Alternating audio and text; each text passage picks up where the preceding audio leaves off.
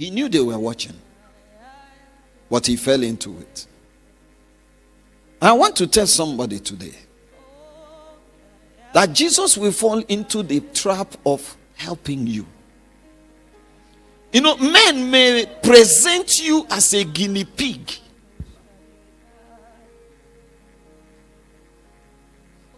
Hoping that the Lord will not see you. But I want to show you, there is one trap the Lord will fall into. It's the trap of showing mercy. Let the wise man not boast in his wisdom, and let the rich not boast in his wealth, neither the strong in his might. Let him that boasteth boast in this, that he knoweth and understandeth the Lord, that he is merciful and compassionate. The Lord shall bypass the intention of men. Are you listening to me, somebody? His own intentions for your life, he will manifest.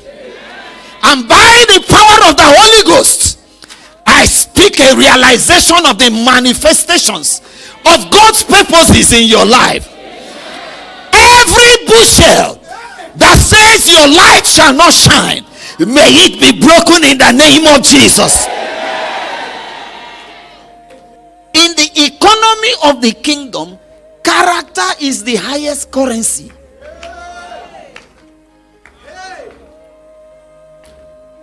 If you don't have it, you don't have it. You have nothing. Adversity is not what checks your character. Everybody can be humble when you are poor. Humility is the first lesson in discipleship. Come unto me, all ye that labor and are heavy laden, and I will give you rest. Then listen. Take up my yoke upon you, and you will find rest. He said, for I am meek and what? Humble in spirit. He says, you will find rest unto your soul. Let me tell you, there are two levels of rest in this faith. There is a rest that Jesus gives, and there is a rest you find.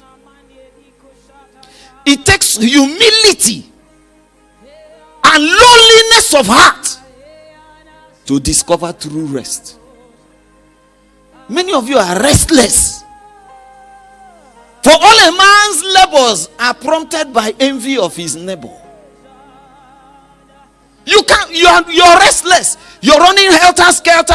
Even when you are doing spiritual things, you are up the mountain praying, oh God, anoint thy servant. Anoint. Why do you want anointing?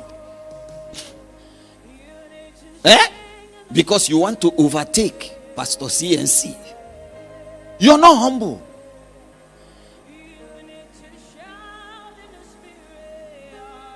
Humility comes before honor. Meekness is superior to it. Obedience is better than sorry. Can you repeat that?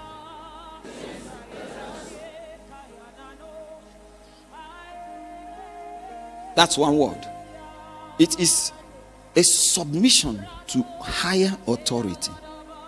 Humility is submission to equal authority. Let this kind of mind be in you, which was in Christ Jesus, who though in very nature God,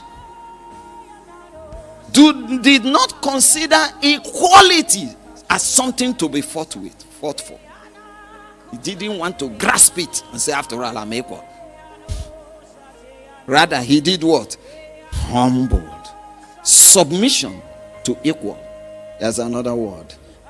Meekness. That is submission even to the lower.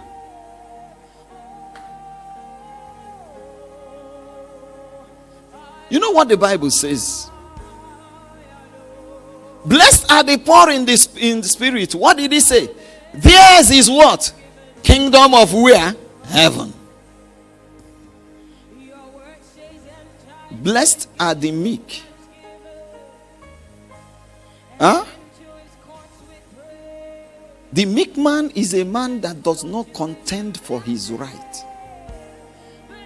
But the Bible says he will be the one to inherit it. These are spiritual laws.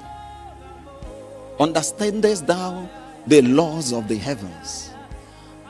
Canst thou establish God's dominion on earth? Job 38 verse 33.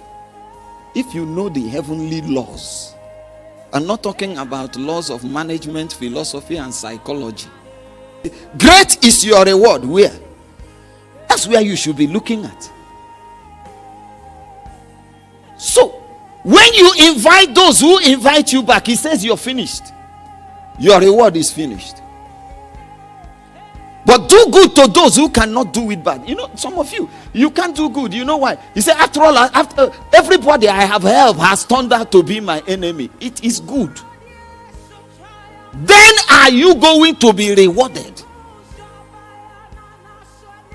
If everybody you have helped has helped you back, your reward is finished. That is kingdom. This is kingdom. Can I hear you say kingdom?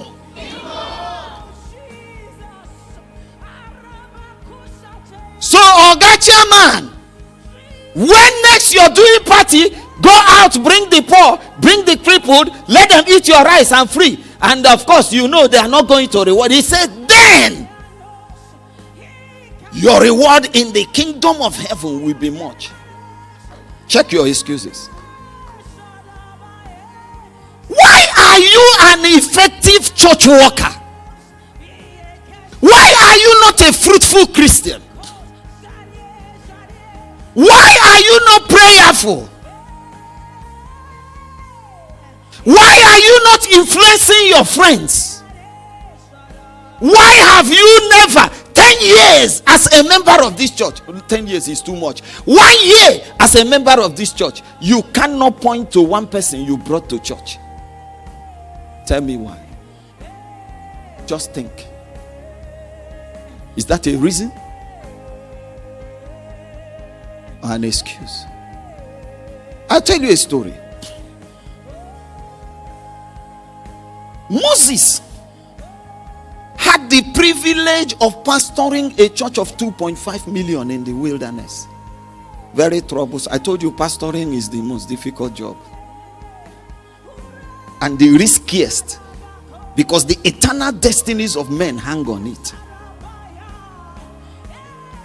And he got a day he was too angry.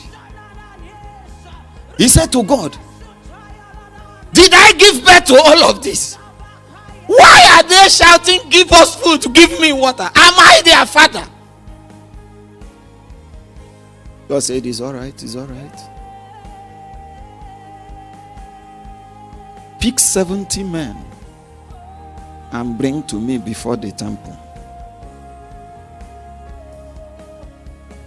And listen to what he said.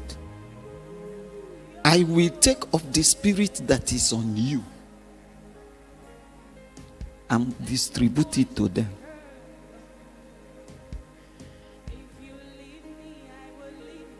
You don't want to do this job alone, is it not so? Everyone in our department, it's only me that comes out. You're grumbling. God, no problem. Get 7 men. I will take of the spirit that I gave you to do 7 men's work, and I will share it. Pastors, when a large crowd begins to follow you, what do you do?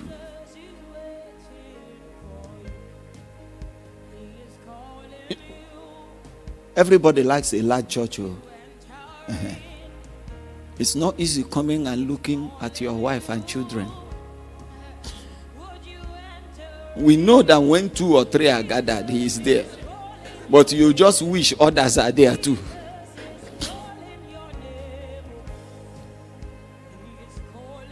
A large crowd was traveling with him.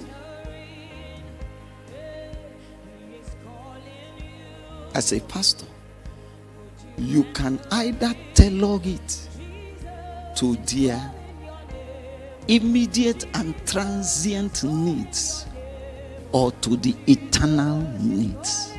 I will tell you the immediate needs: finance, fitness, family.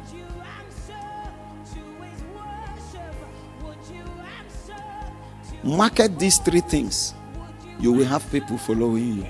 Does that song? You do me, I do you, do me, do you. God no go vex, do me, do you. God no go vex. Why do you like it?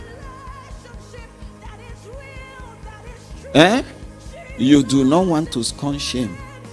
You do not want to be a loser. Some of you can never say ordinary sorry because you think it is accepting defeat. That's why you can't apologize. And it surprises me that you still believe you are doing well in the faith.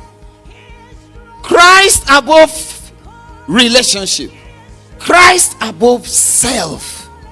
Self. What they did to me. Me. Is it me?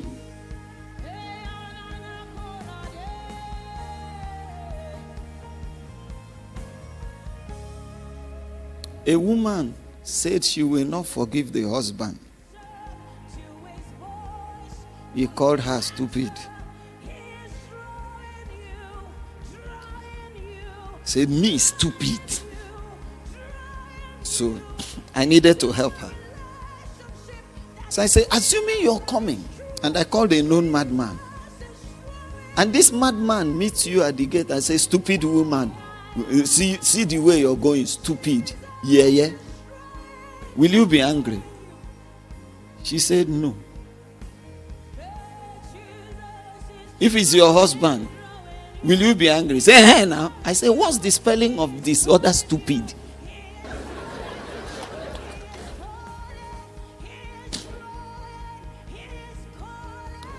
Most times we do not hurt because of what is said or done, but who did it? It's who? Separate your problems. You handle the conflicts. Sort it out. You're not hurting because of what is done. It's not the stupid that is the problem. It's me.